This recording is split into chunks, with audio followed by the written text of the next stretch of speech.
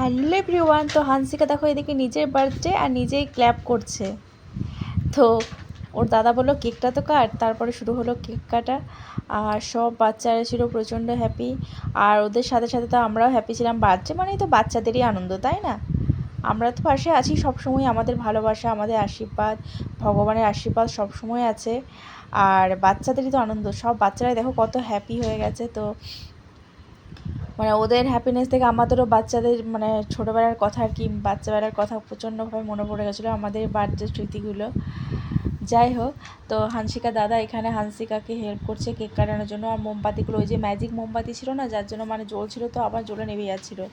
তো সবাই বলছে যে কেকটা নষ্ট হয়ে যাবে, তো যার জন্য মানে সবাই আর কি নেভাতে আর কি সাহায্য করছিল।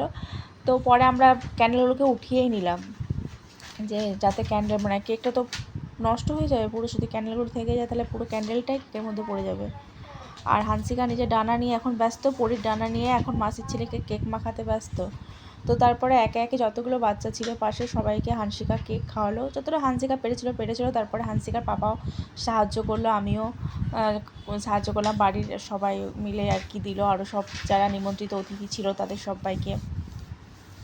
তো এইভাবে বার্থডেটা বেশ ভালোভাবেই সেলিব্রেশন হলো। আর স্নোফলের ভিডিওটা একসঙ্গে করিনি, ওটা আলাদা অন্যরকমভাবে করেছি, ওটাও তোমাদের সঙ্গে পরের ভিডিওতে শেয়ার করব। আর এই যে হানসিকার পাপা এখন হেল্প করছে সবাইকে কেক দিতে।